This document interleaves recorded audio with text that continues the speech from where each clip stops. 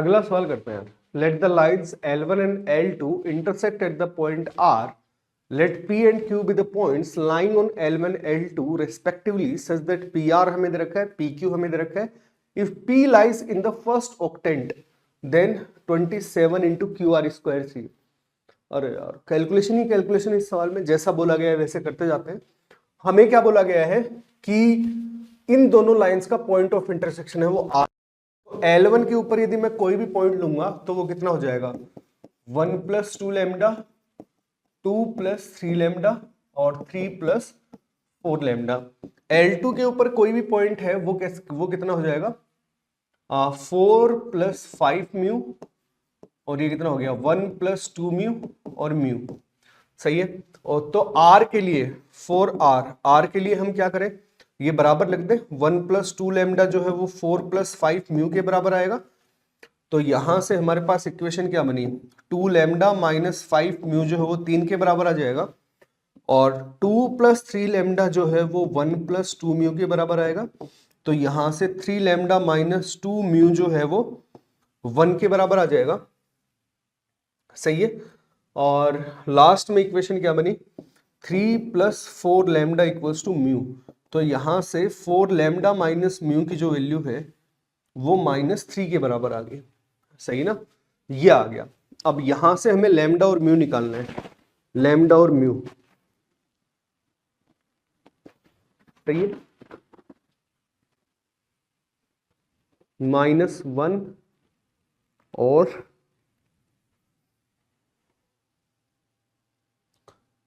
दोनों -1 हो रहे हैं तो सेटिस्फाई कर रहे हैं क्या दोनों? देखो यार, ये -1 ये -1 तो ये 3 आ जाएगा, -1 और -1 हुआ तो मतलब ये हमें 1 रखना पड़ेगा। -1 और -1 करने से ये 1 नहीं आएगा ना, वो तो सेटिस्फाई नहीं कर रहा, बाकी दो तो कर ही रहे हैं, है ना। 3 लैम्डा -2 म्यू = हाँ यार ये -1 ही आएगा ना। तो -1 और -1 इसको सेटिस्फाई कर रहे हैं, तो लैम्डा और म्यू जो है वो दोनों -1 आ जाएंगे। तो R का जो पॉइंट ऑफ इंटरसेक्शन है R जो है वो कितना आ जाएगा, R आ जाएगा -1 रखेंगे।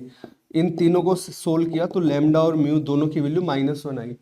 तो R की जो वैल्यू है वो कितनी आएगी -1 और -1। R जो है ये आ गया। अब हमें क्या बोला गया है कि यार ये लाइन L1 है, ये लाइन L2 है, R हमारे पास आ चुका है, R हमने पहले कैलकुलेट कर लिया। फिर इसने क्या बोल रखा है कि PR जो है, R जो है वो ये है P और Q lying on L1 and L2 respectively. L1 के ऊपर एक पॉइंट P है, L2 के ऊपर पॉइंट Q है और यहां से हमें बोल रखे हैं PR इतना है। ठीक है, तो अपन कैलकुलेट करते हैं यार। R हमारे पास -1 आ चुका है। L1 के ऊपर P है तो L1 हमने बोल दिया कि यार ये इसी फॉर्म का है, होगा तो इसी फॉर्म का ना यार, L1 के ऊपर है तो 3 + 4 लैम्डा। तो अपन क्या कर रहे हैं यार, अपन अब PR का जो स्क्वायर है, PR का जो स्क्वायर है वो अपन बोल रहे हैं कि 29 होना चाहिए। तो PR निकाला तो ये कितना आ गया 2 लैम्डा + 2 का होल स्क्वायर। सही है। और ये कितना आ जाएगा 3 लैम्डा + 3 का होल स्क्वायर और 4 लैम्डा + 4 का होल स्क्वायर = 29। सही है। तो यहां से 4 बाहर आ गया, 4 बाहर आ गया लैम्डा + 1 का स्क्वायर, यहां से 9 बाहर आ गया लैम्डा + 1 का स्क्वायर, यहां से 16 बाहर आ गया और ये कितना होना चाहिए 29। तो ये 29 आ गया तो लैम्डा + 1 का होल स्क्वायर जो है 1 होना चाहिए। मतलब लैम्डा की वैल्यू या तो 0 होगी, या तो लैम्डा की वैल्यू 0 होगी या फिर लैम्डा की वैल्यू -2 होगी। अब इनमें से कौन सी होगी?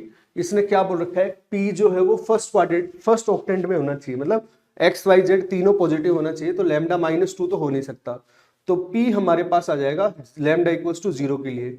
P हमारे पास आ चुका है 1 2 और 3, P निकाल लिया हमने। अब हमें Q निकालना है ना, अब हमें Q निकालना है। बट इसने यदि QR का स्क्वायर पूछा था तो हम डायरेक्ट Q ही निकाल लेते ना, P तो निकालने की जरूरत है क्या इसमें? अच्छा, P इसलिए निकालने की जरूरत है क्योंकि PQ डिस्टेंस दे रखी है। ठीक है, P निकालने की जरूरत थी। तो Q जो है वो L2 के ऊपर है तो 5 + 4 + 5 म्यू, 1 + 2 म्यू, और म्यू हमें क्यू दे रखा है। सही है। तो पी क्यू जो डिस्टेंस है, अब हम क्या बोल रहे हैं कि यार पी क्यू के स्क्वायर को हमें किसके बराबर रखना है, 47/3 के बराबर रखना है। सही है। तो पी क्यू के स्क्वायर को रखते हैं यार, तो पी क्यू का स्क्वायर, तो ये कितना हो जाएगा, 5 म्यू + 3 का होल स्क्वायर प्लस 2 म्यू - 1 का होल स्क्वायर प्लस म्यू -3 का होल स्क्वायर, ये किसके बराबर आ गया, 47/3 के बराबर। तो यार यहां से देखो म्यू स्क्वायर का कोफिशिएंट कितना आएगा, 25 + 4 29 और 30 30 × म्यू स्क्वायर। सही है। और म्यू का जो कोफिशिएंट है, म्यू का जो कोफिशिएंट है वो कितना आ जाएगा, म्यू का जो कोफिशिएंट है वो 30 तो यहां से आएगा पहले वाले से, -4 यहां से आएगा और -6 यहां से आएगा, तो प्लस 20 म्यू यहां से आ गया। सही है। प्लस 20 म्यू यहां से आ गया, और कांस्टेंट टर्म जो है वो 9 यहां से आएगी, 1 यहां से आएगी और 9 ही यहां से आएगी, तो प्लस 19 आ जाएगा इक्वल्स टू 47/3, ये आ गया। सही है। तो ये कितना आ जाएगा यार, 30 म्यू स्क्वायर प्लस 20 म्यू, और यहां से गया तो 57, तो -10/3 आ जाएगा। सही है। और मैं यदि 10 से इसको डिवाइड करूं तो मैं इधर कर देता हूं बाकी कैलकुलेशन, है ना यार, ये कैलकुलेटिव ही क्वेश्चन है, इसमें कैलकुलेशन ही है ना, बाकी तो ज्यादा खास कॉन्सेप्ट है नहीं।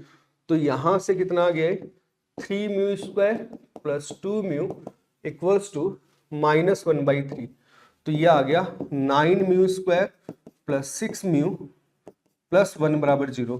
तो ये कितना हो गया, 3 म्यू + 1 का ही होल स्क्वायर आ गया, तो म्यू जो है वो आ गया -1/3।